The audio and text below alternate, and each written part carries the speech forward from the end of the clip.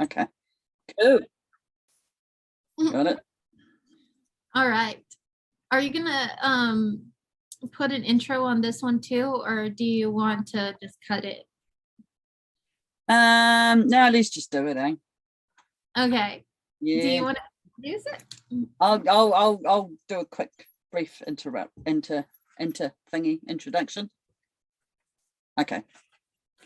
So, all right. So hi, it's Fiona here from the Depression Muse. So this is part of my series about interviewing people who have experienced depression and have moved on to have a fulfilling life. So when I was interviewing the lovely Astrid last week, she reminded me that perhaps I needed to be interviewed as well. So she's right. And I'm about to hand her over to Astrid, and I'm on the hot seat for this one. Yes. You are all Astrid. Cool. So we're going to start basically the same way as last time, where you can just fill us all in on the first time that you experienced depression. Okay. Well, with me, it's kind of in two parts. The first time I knew I was depressed, I was in my probably early 20s, not probably, in my early 20s. And I just woke up one morning and started crying, and I just couldn't stop. I went all day and I just could not stop. I couldn't pinpoint a reason for it. I was just a flood of tears. So I ended up speaking to my mother that day because, of course, early 20s, I'm away out flatting. So I had rung Mum, or she had rung me, I'm not sure. But either way, I was told her what was going on, and of course she could hear it in my voice because she could hear me crying. And she said, well, I know what's wrong with you. You're depressed. You need to go to the doctor. Okay. So that was the first time that I was consciously aware or made aware that I had depression. When I was about 9 years old, I started experiencing stomach pains. And that was kind of the only symptom I had, but I had these really bizarre stomach pains. So Mum had taken me to the doctor, and they'd done a ton of tests, and they couldn't find out any reason for these stomach pains. Now, I'm 52 now, so when I was 9 was too many years ago that I want to count. Now we know that phantom stomach pains are a symptom of childhood depression, because kids can't often say how they're feeling, particularly when how they feel has become such a part of them. And back then they used to say, well, not back then, but 20 years ago, I don't know if they're still saying it, but they used to say that there was 3 common denominators that most people with depression had. One was loss of a parent when young, one was a gene, and the other one was abuse, childhood abuse of any sort. And I had all 3. So at the time, the doctor said, no, it's all psychosomatic, which of course was taken to be said, oh, okay, so it's all in her head, basically. So from then on, Fiona was just over emotional. Fiona overreacted. Fiona, was the crazy one, really. So I first knew I was depressed in my early 20s. But I believe I was first depressed way back in childhood, about 9 years old. Yeah. So you definitely saw a professional the first time, but not like therapy or anything, because they thought it was just in your head. That's right. What about whenever you were in your 20s? Yeah. Okay. Well, I went to the doctor and they gave me antidepressants. And back then, the antidepressants were horrendous. Every time I blinked, I fell asleep. They were just terrible. My eyesight. Was it like lithium and stuff? Eh? Was it like lithium and stuff like that they used to use? Well, I can't even. I don't think it was lithium that they gave me, because that tended to be used for bipolar. To be honest, it could have been, because I really couldn't tell you what the pill was. Yeah. All I knew was I felt dopey as fuck. On top of all the crying, because it didn't stop the crying, on top of all the crying, the dopiness, my eyesight was going funny. Every time I blinked, I fell asleep. They were just dreadful. And they sent me to a counsellor, and that was awful as well, because I was going through, because we got the counselling free here in New Zealand, but you didn't get any option. You took what was given to you. So you didn't have any chance to like build a relationship with a therapist or anything like that. You got what you were given. And this therapist decided, I mean, the first session, I just sat and cried for the whole session, which is common. But she pretty much decided that my whole problem was that I was in my early 20s and I didn't have a job. And that was what was wrong with me. She actually said, you know, I get tired of doctors sending me people who are depressed because they're unemployed. You know, unemployment is depressing. What? So that, yeah, so that was my first experience of counselling. I kind of look back and I think, you know, it's amazing I even went back again, because she was shit. She was shit. The fact that she said that to you blows my mind. Like, it just blows my mind. And I know that, like, in the past 30 years, we've come a long way with healthcare and everything, but still, Yeah. I mean, okay. So after that first time of taking that medication and seeing a shitty doctor, did she keep you on that, or did you see anybody else, or and like what kind of treatments you did and everything like that? So I came off the antidepressants as, because I mean, eventually I stopped crying, just because, you know, time runs out and you stop crying. So they told me, I came off those antidepressants, and I kind of did a lot of drinking, I think. I did a lot of drinking for quite some years. Yeah. And at one stage when I started to cut back on the drinking, I began to realize that there was something else going on here. And then I had another episode where I started crying, couldn't stop crying. So I took myself to the doctor this time. And by that stage, they had invented Prozac. Now, Prozac, I understand that people have some real issues with it. I understand that. But it works for me like nothing else does. Took ages to kick in. But in about 6 weeks' time, I'm a different person. I'm a completely different person. So my main issue then was to ensure that I didn't get back to that place again. So that was when I started doing some other stuff, basically. I started doing some more self-care stuff. I started looking into my spirituality, started working with crystals. I went and got some counselling, and I was lucky enough that they had piloted a scheme at that time at the university in Dunedin where I was living. And they had like the final students, the students that were doing their last year of psychology and psychiatry would take you for counselling.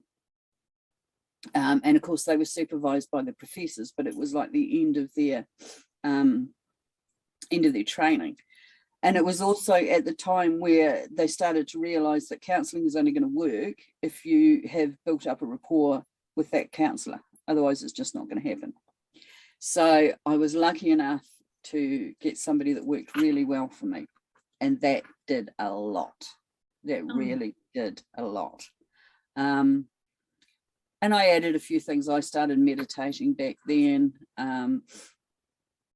I found a job, funnily enough, in mental health, which helped enormously. You'd think it would have made me worse, but it didn't. It helped enormously because I found what I was meant to be doing, basically.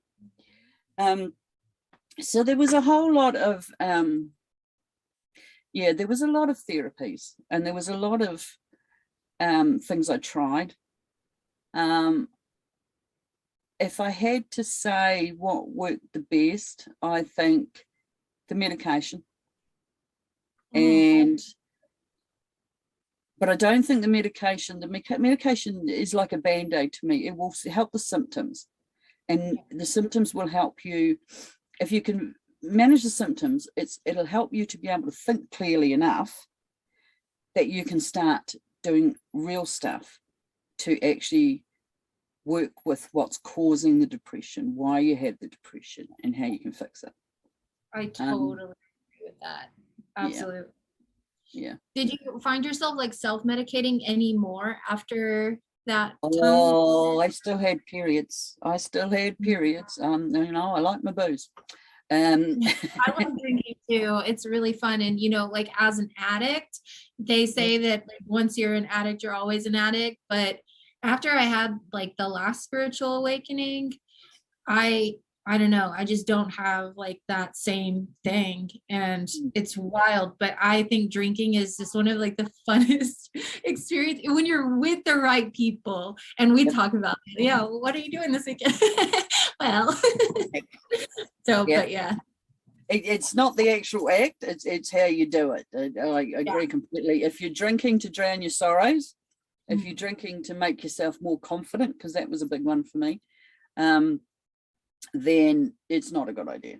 If you're drinking because you want to let loose for a couple of hours and you're going to pay for it in the morning, because I get terrible hangovers as well, why the fuck not? There's worse things you could be doing,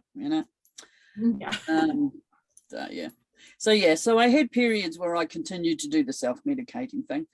But my biggest issue really, I think, is the whole self-sabotaging things. I tend to put myself in situations where that could go very, very badly. And I tend to do that a wee bit more than self-medicating. I mean, now they're calling it passively suicidal? Well, so like really risky behaviors. Yeah. Oh, like what, if you don't mind? Well, my biggest one, and of course I grew up when AIDS first came in, so my biggest one was who I was sleeping with. That was definitely a biggie for me. But along with that too is the element of, looking for that love that I wasn't able to give myself because the demon depression wouldn't allow me to. Things like, I tell the story often of one time when I was actually really quite ill with depression. I walked out in front of a bus.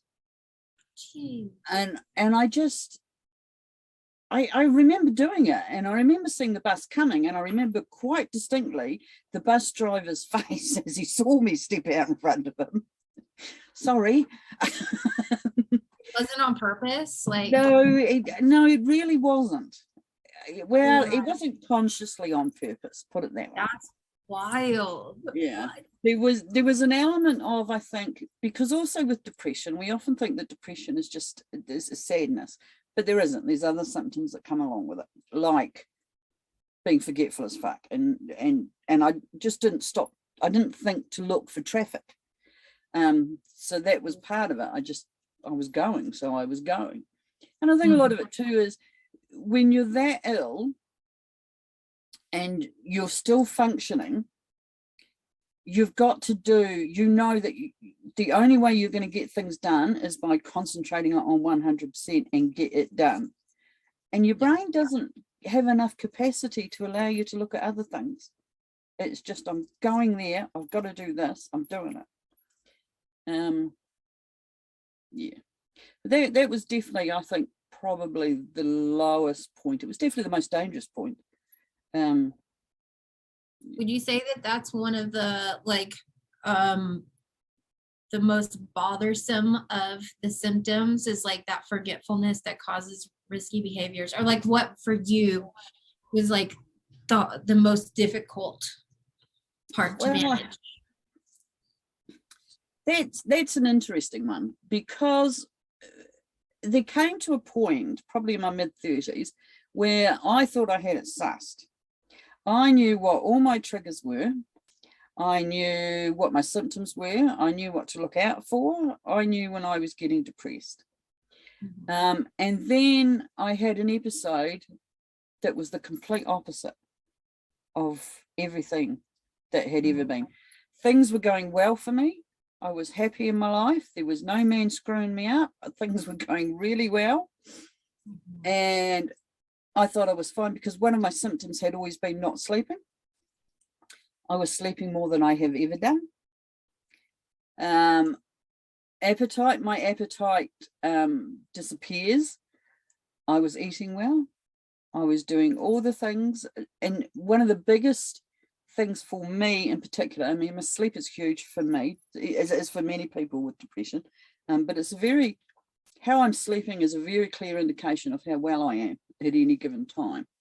And one of the things that was always quite consistent before then was nightmares. I would have nightmares like 3-4 times a week, and I wasn't having the nightmares, and that threw me.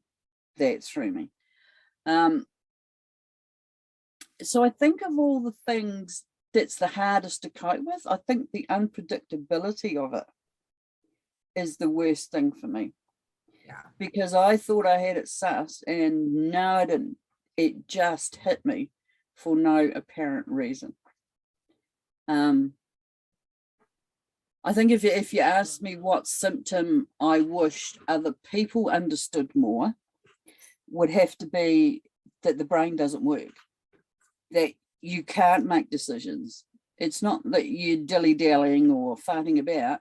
Your brain just doesn't have the function to make decisions. And I think that's, with me, that's also been a savior in some cases, because I've never been actively suicidal. Because to do that, I would have to decide how I'm going to do it, decide when I'm going to do it. And that's too many decisions just there. Can't do it. I will lie in bed and hope like, fuck, I don't wake up tomorrow morning. But actually making the decisions. So I guess that's, the not being able to think clearly, Yeah. I think that's a really insightful, what you were talking about before. Now I don't even remember. Oh, the unpredictability of depression being the worst thing about it. I mean, I've never thought about that, but yeah, it has always bothered me too, about like not knowing, like you could just be triggered by anything. So yeah, that's, never thought about that before. And I think that also leads a lot to the stigma and discrimination around it too.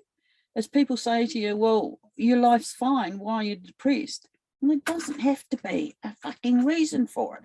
And it really frustrates me, that one. I mean, it's one that I spend a lot of time explaining to people. There doesn't have to be a reason for me to have a bout of depression.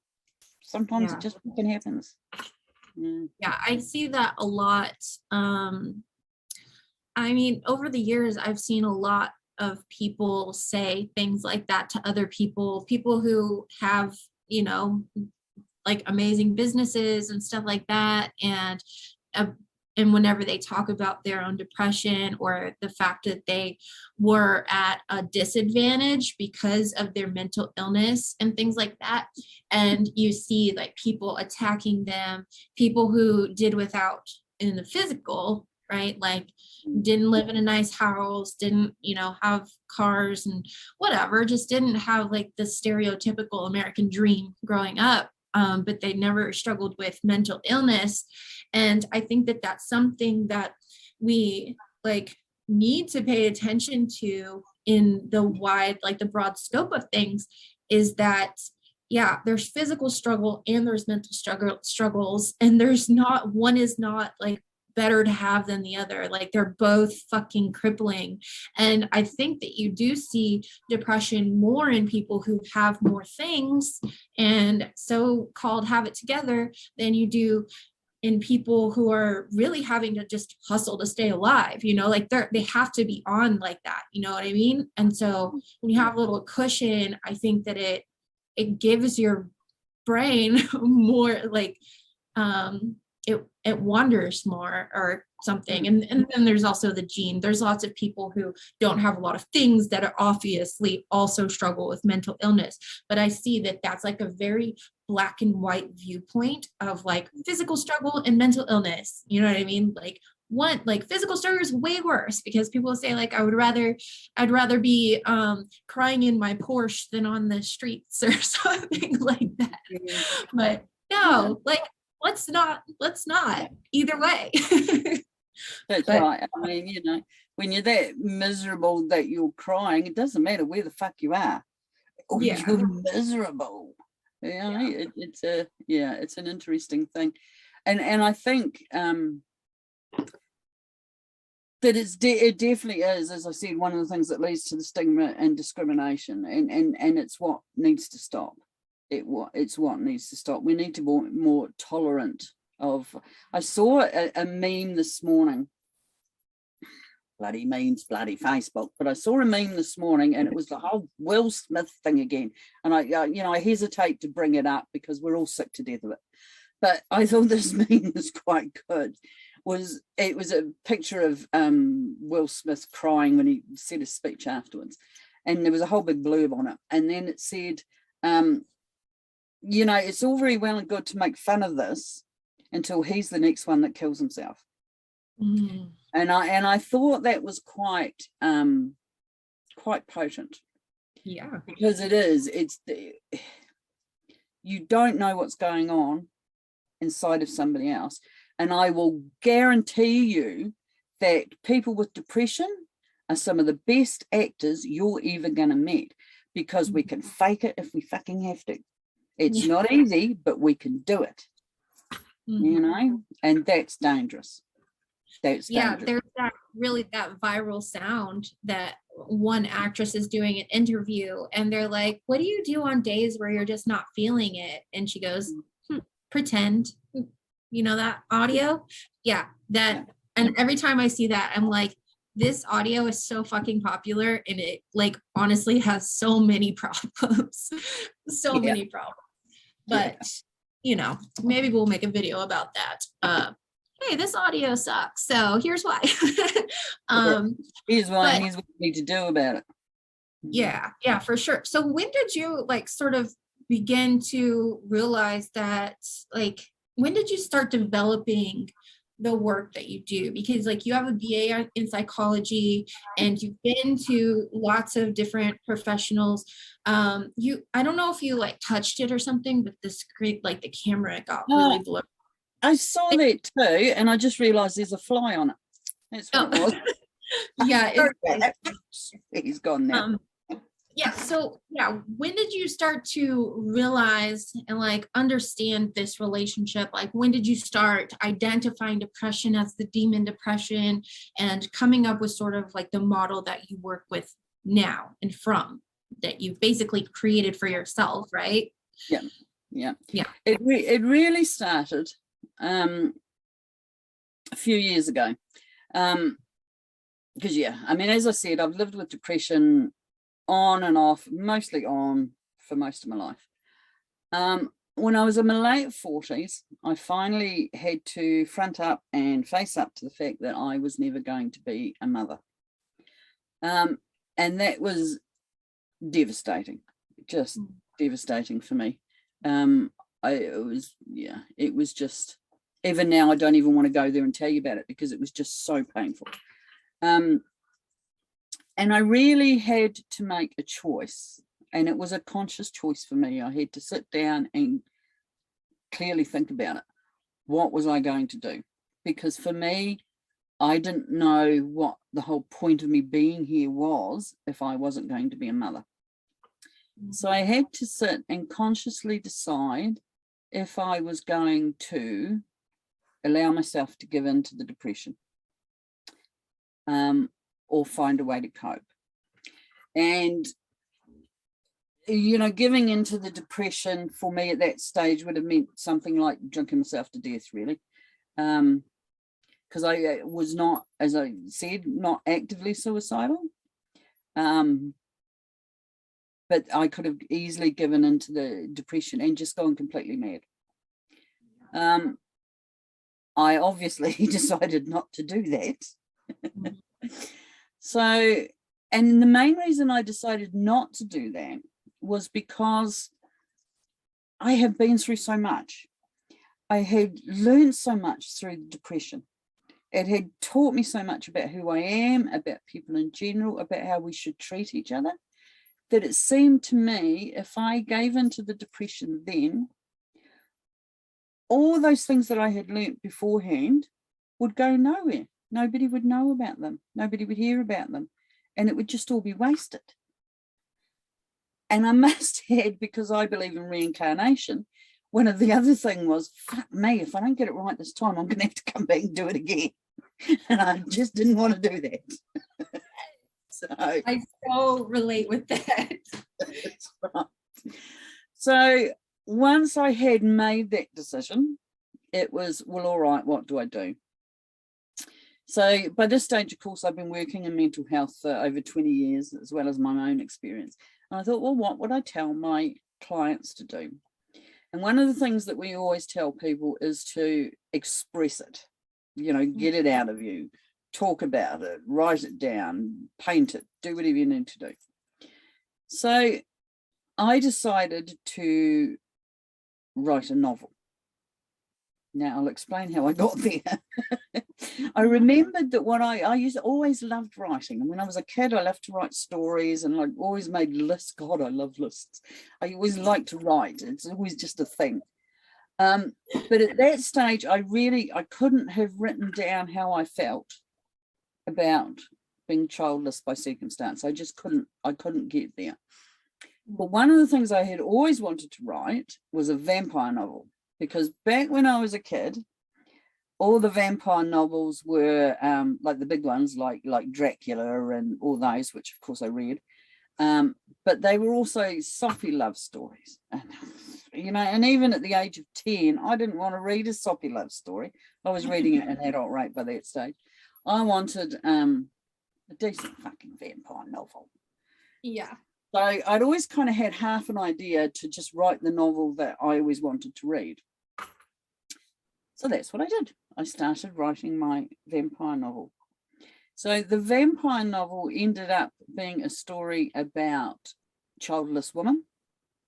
Of the three main characters who are in the book, one is childless by choice. One has lost a teenager, had died, and one childless not by choice.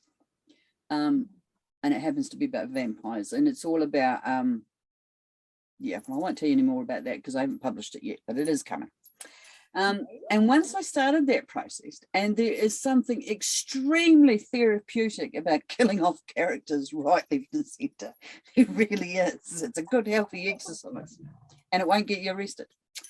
So once I realized how much I was enjoying this, and I really was enjoying it, I was excited about doing it, and I was feeling things that I didn't think I would ever feel again. I just didn't think it was possible.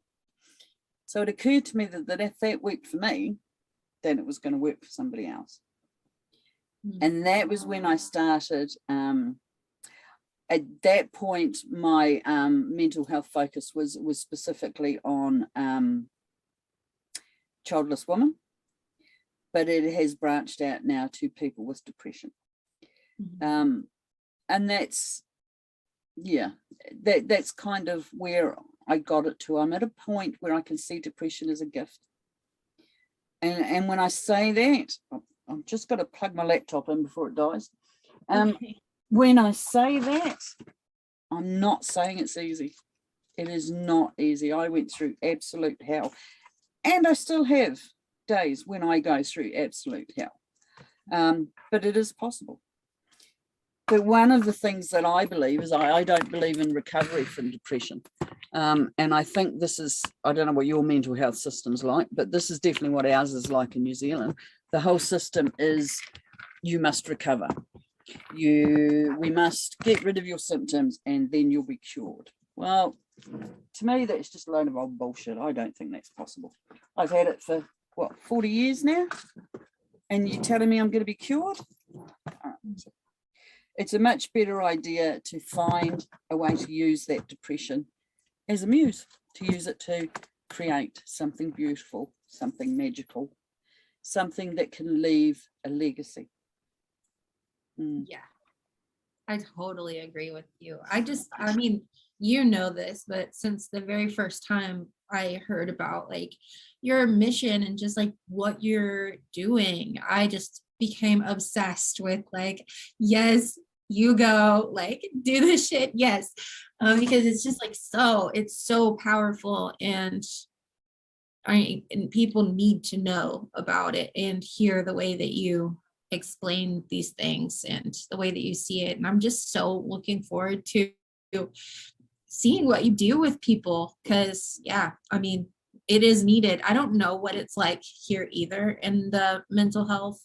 I know that what they like when I watch Dr. Phil and stuff, and which I just started doing. So I went to visit my aunt and my grandma, and they watch it during the day. And I was like, this show's kind of good. I like it. Right. So I started liking it a little bit, but hearing Dr. Phil explain about like some of these kids, these like psychotic kids that are like coming after their brother and sister with a knife and saying they're going to kill them and like crazy stuff like that. And then there's like, obviously that's the extreme cases, but he just like breaks down like the brain chemistry and how certain genetic markers are, like what you were talking about, and how, it takes a lot of trial and a lot of testing, but you have to like, use the medication to get these brain to whatever, I can't explain it, to put the things where they need to be. And so what I think is that that's kind of the same thing that Australia probably does, is that you want to make the brain balanced. And that's kind of the goal.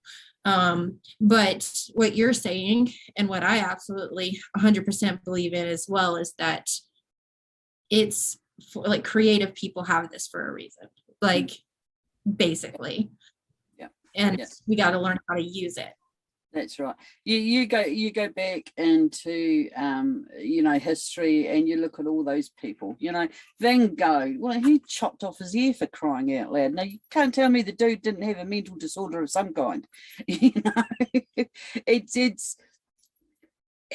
almost like you're given this horrendous thing, but you're given something else with it, because it's unfair to just give you just the shit. You've got to have the good that goes with it. Mm-hmm.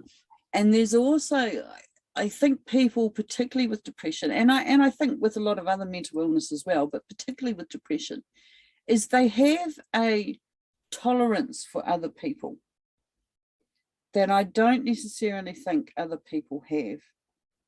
And that tolerance allows them to see the other side of arguments, the other side of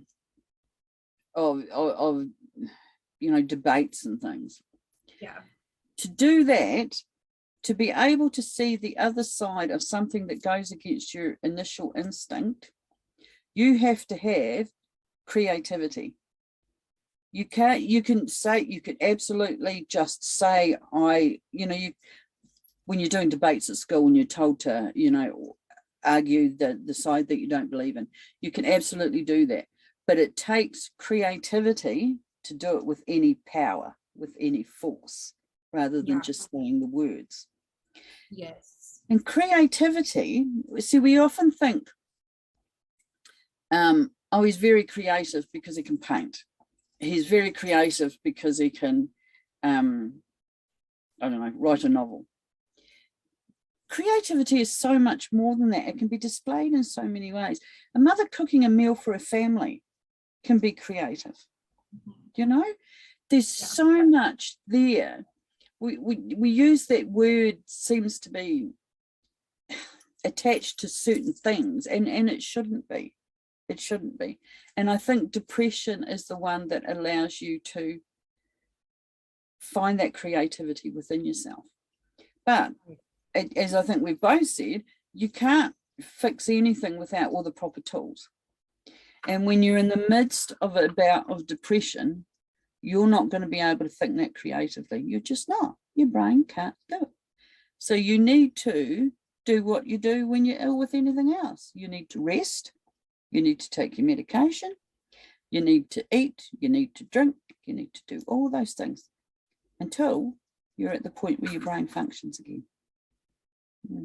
Yes, I agree with that so much. I think that creativity is so misunderstood, and it's like the pendulum swinging, like people with this level, like this kind of mental illness or mental health crisis, a crisis, I don't know how to say it, plural, crisis plural,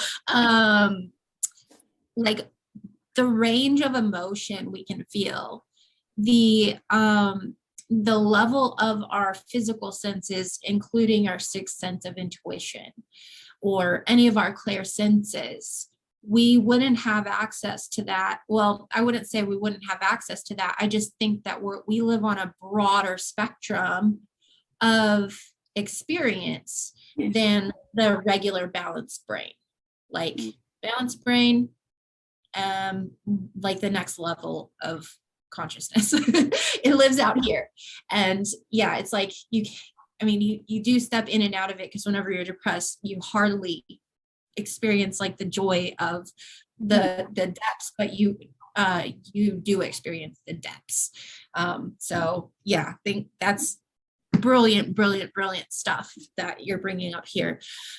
So the things that you talked about that you do daily to ward off depression would be just like you just said. And like meditation is a big one for me. And I don't sit for hours on end because I can't. So I'll do a brief meditation in the morning. Sometimes I do one in the afternoon, and sometimes I do one at night. Meditation is a big one for me, simply because it just allows me to be still. And sometimes I need to do that. So meditation is a big one. I am constantly aware of my mood. And at this stage of my life, that's just something I do. I don't even notice I'm doing it anymore. But it was something, and it was that, funny enough, it was that counselor that I spoke of earlier, the one that was actually good, who taught me to stop, several times during the day. What am I feeling? So that's a big one for me too. I'm constantly aware of my mood.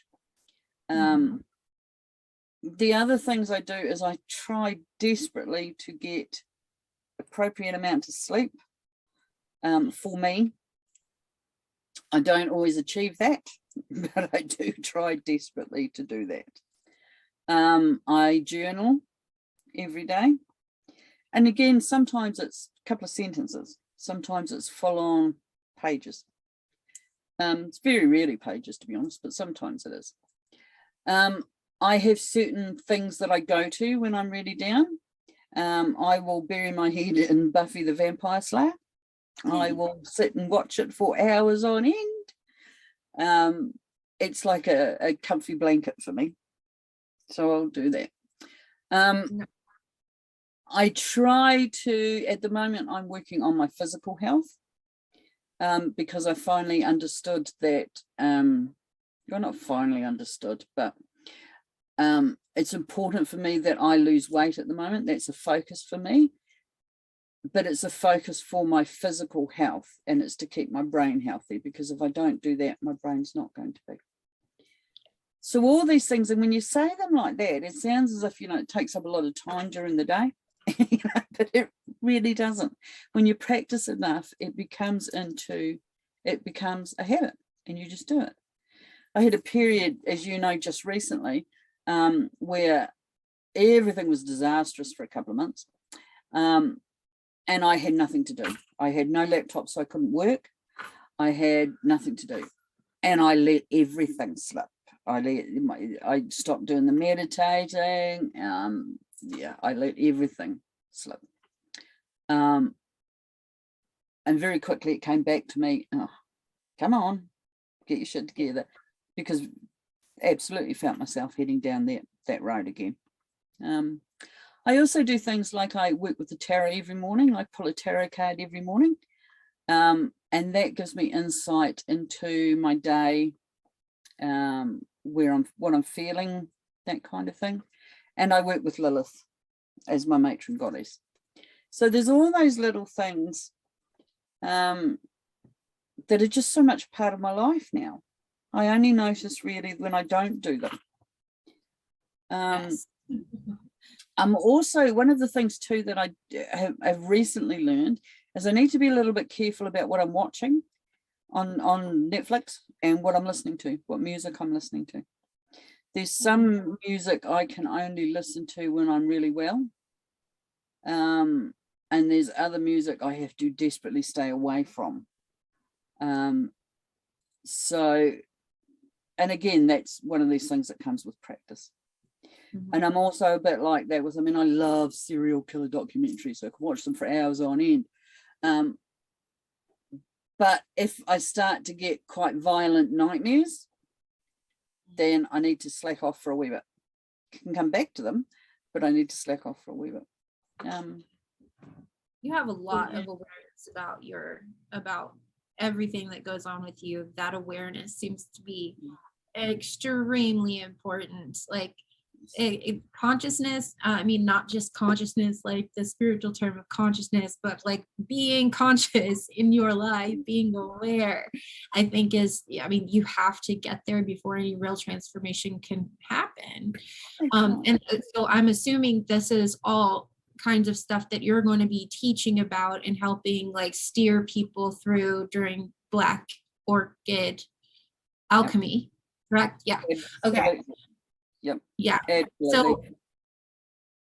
So well, I was just going to ask you, it's not like a part of the, the pre talked about what we would talk about or anything, but I'm really interested to hear you talk about a little bit like what's coming up with Black Orchid Alchemy. So if you want to, because the next question is actually about books and movies and other resources that helped you. And I'm like, well, this is actually the perfect resource. So yeah, go off. I'm absolutely happy to talk about Black Orchid Alchemy. I am so excited about it. It's basically a space, and it's a membership. It's a space where we go to enjoy our depression. Okay, so in the membership, there's definitely an aspect of training to it. So there's courses and things in there. There's a community, there's live videos, there's Q&As, there's all that good stuff. But the reason to be involved in Black Orchid Alchemy is if you've been living with depression for quite some time and you're basically fed up with being told how you should manage it, and all the traditional things perhaps aren't working for you. So in there we discuss things like tarot readings. I use the tarot as a mental health tool. I do it in my daily card draws. I also do readings specifically with a mental health focus. Tarot is very insightful because there's so much involved in one image on a tarot card. And what appeals to you, what jumps out at you, can tell you so much about where your mind is. And it can change. You can pull the same card every day for a week. And I think the longest I've gone is I've pulled the same card 3 days in a row. And every time you look at it, something different jumps out at you. And that tells you a hell of a lot about where you are. Okay. And once you know where you are, you can do things to change your mood or to, get well again, make a decision, all those things that are so much more difficult. So the tarot is one of the things that we discuss in there. We also discuss tools like crystals and essential oils. I use essential oils a lot, not specifically for my mood, although you can use them for your mood. I use them more for things like sleeping, helping me to sleep. Because as I've mentioned, if I don't get my sleep, I'm going to get ill. And it's not a if I get ill, it's a when. So I use my essential oils for that. Some people find real therapeutic benefit from, topical placement, just putting some oils on their, specific oils on their wrists. So we talk a bit about that in there. There's also a bit, some pieces on what to do when you're having a shit day. What to do when you're not, when you just can't do it. You just can't do it. So in there, I help clients make plans. Now, if you're been involved with the mental health system in any way, shape, or form, the idea of making yet another fucking risk plan does not appeal to you anymore. These aren't risk plans. You make your own plan for how you're going to manage things, not what the doctor who's just read the latest textbook tells you, but what works for you. And again, to know what works for you, you have to have that awareness. So we also show you how to get that awareness. Okay. We also do some things like journal prompts in there, because shadow work, of course, is a big thing in there. With depression, with anything really, but specifically with depression. So we do some shadow work. We also do some dream work, because dreams are fascinating things. And I am aware now, I never used to be, I'm aware now that, because I dream very vividly. And up till a few years ago, I thought everybody dreamed like that. Not necessarily. So the dream work we do helps people to remember their dreams, and then to get the goodness out of it. I mean, when you're dreaming, you're sorting shit out in your head. Your subconscious is saying, okay, you haven't got time to deal with that today. Let's deal with this tonight. Okay. So there's lessons to be learned there in your dreaming about who you are and how you're feeling. So that's in there as well. I also have guests coming in to speak about various things. And of course, this interview series is a big part of it. There's also some training in there about how to reconnect with things that you used to love. Because one of the things that the demon depression robs us of is our ability, well, it robs us of joy, really. And we often think that, because nothing gives us pleasure at the moment, we often think that things it was always like that. It wasn't. It wasn't. I mean, even with me, I believe I had depression when I was 9 years old. Before that, there were things I used to love. You know, so we do some training around on how to get to those things again, how to remind yourself, and then what to do with them. There's also a section of some actual practical stuff, because it's all very well to say, okay, find what you love, engage with it, and it will help your depression. So say you want to, I don't know, write a blog about your favorite recipes. Well, you need to know how to set up a blog. So there's training in there about that kind of stuff as well. And that particularly we'll have guest experts in with that kind of stuff, because that's not my forte. Mm-hmm. I'm trying to think what else, but I think that's it. And of course, there's the community, the sheer power of being involved with a group of people who have got the same goal that you have. And the goal in Black Orchid Alchemy, one of the things that I also believe is that if you have depression, you have a responsibility to tell other people what it's like. Because I believe there's an element of education in it that will remove the stigma and discrimination. Now, not everybody has to agree with that. And certainly you don't have to agree with that to be part of Black Orchid Alchemy. But if you're going to be part of that group, it's about expression. It's about expressing our depression in a way that works for us in whatever form that is. And on the very basic level, it's about finding something to get you up out of bed in the morning. I love that so much. I'm trying to think if there's anything else in there, but I mean, I'm certainly open to suggestions, but yeah, that's a lot. Yeah. That is a lot. I was just writing down some key words because, hearing you explain, some of the things that are in there, it sounds to me like you're taking this big, overwhelming subject that people have tried to address probably for years with professionals, and then they've probably, decided at some point to try on their own means, like figure it out for themselves, and maybe going back and forth to doctors and like all of that. But what it sounds like to me is that it is a community of people, one, where there is a way to take this big, overwhelming subject and have a really practical experience of this transformation using means like magic, shadow work, and magic in the way that magic is dream work is both magic and shadow work, and depending on how you use it, you can use it different ways and things like that. But also there's the practical there, which is the physical, taking overwhelm and shrinking it to manageable practical things, but then also dealing with the level of consciousness and awareness and all of that in the community is invaluable, like 100%. It's like a peer review, like, you know what I mean? Like people finding out that, you know, certain things, like we wouldn't really know very well that the creativity is a part of depression if people didn't talk about it, right? How will we know? So there's other really great things that can come out of that. So that whole experience is going to be freaking epic. And I'm really, really excited for you to release that. Just saying. Yeah. With the resources too, part of that question, you have a book called Depression Sucks.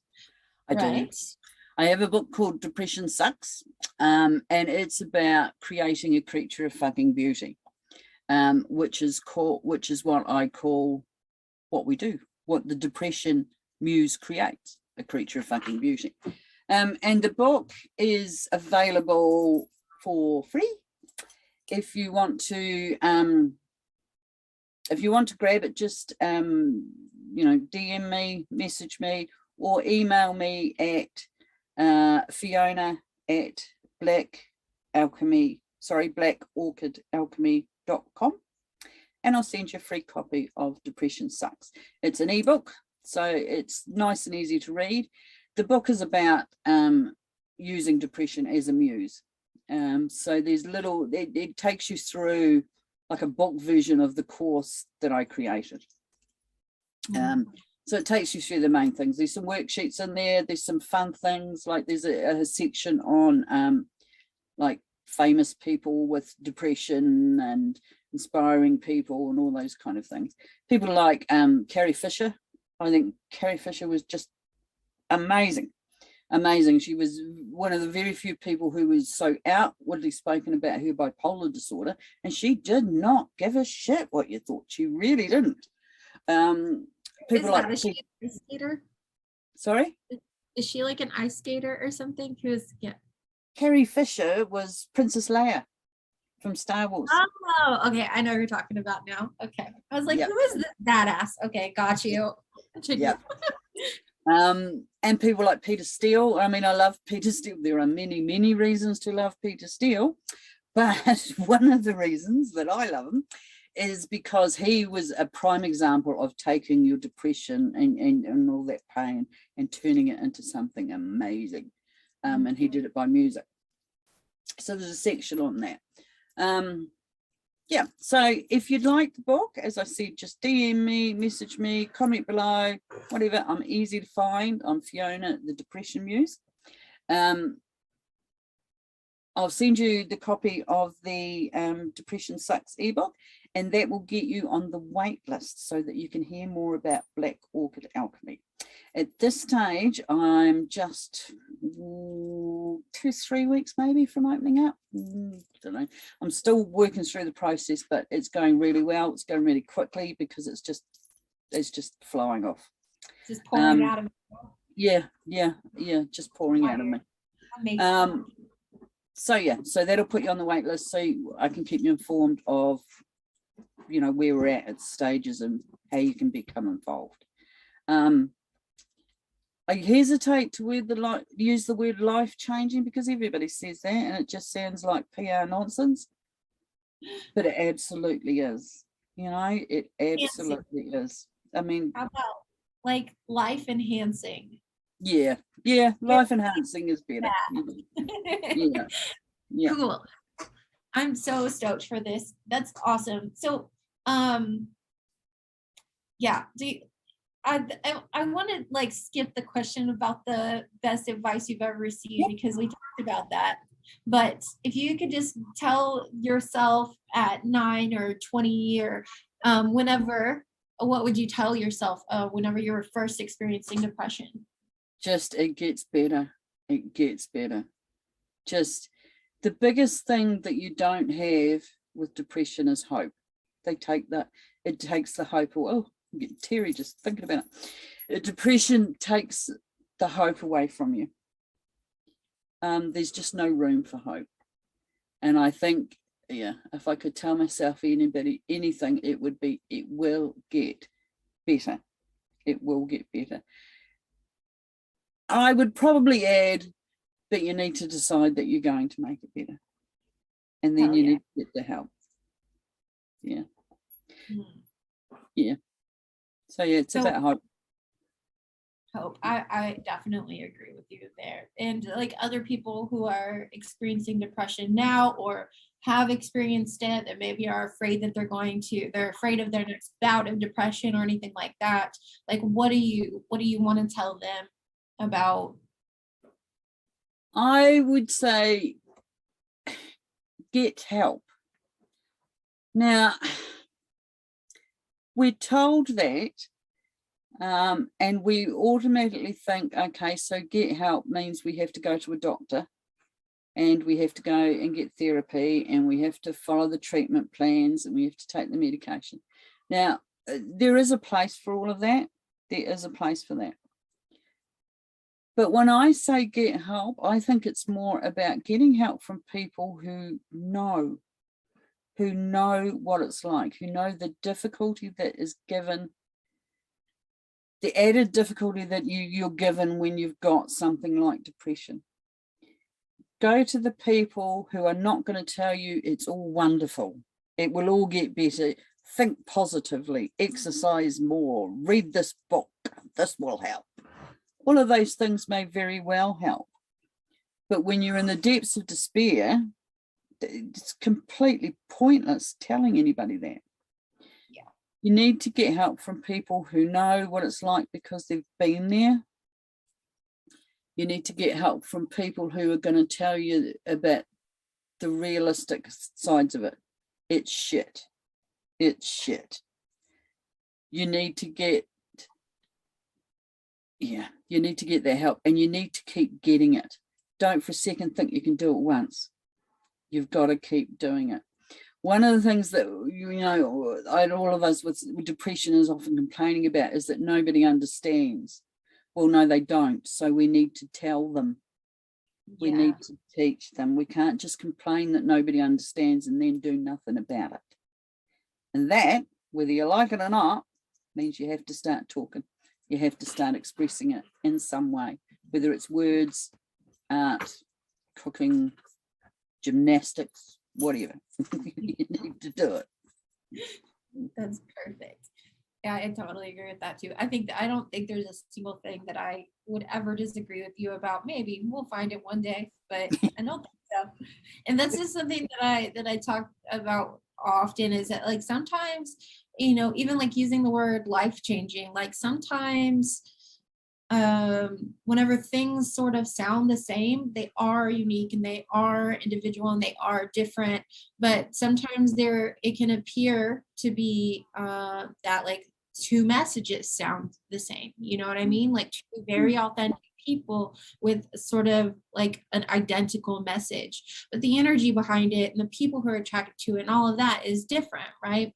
But the reason I'm saying this is because truth is truth regardless of how it's explained, and if you found a level of truth, then you wouldn't go off and change it just to make it sound different because it's identical to something else, right? And so I think that is like truth is truth through and through, and like as we have these conversations and things like that, we start to realize that there's a lot of similarities and that a lot of things that people have never thought about before start to rise up and solutions happen in a collective type of setting. And yeah, I don't remember why I thought to tell you about that, but it was about like truth being truth. You're not going to change something that works just to sound whatever. But anyway, is there anything else that you...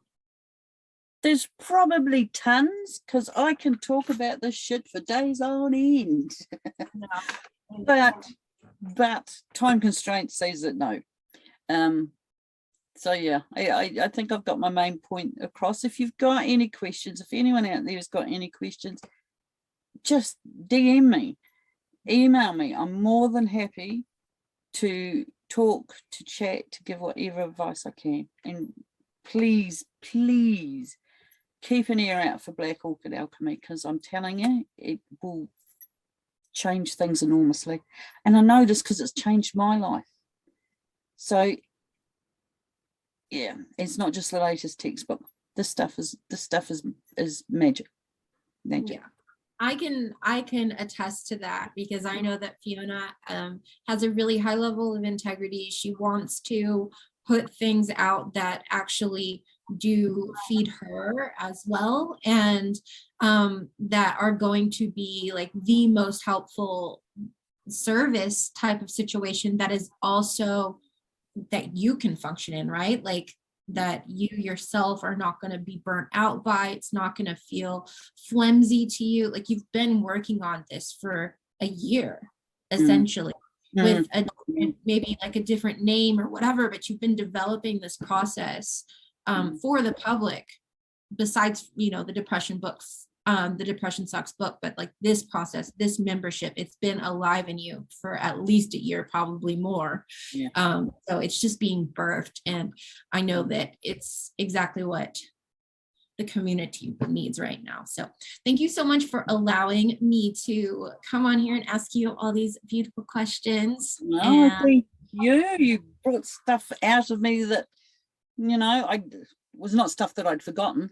But often you can't, it's easier to get your thoughts out when somebody asks you a specific question, doesn't it? Yeah. Yeah. Yeah. So thank you too. Yeah, you're welcome. Cool. Well, we'll see you next time. Bye. All right. So how do I...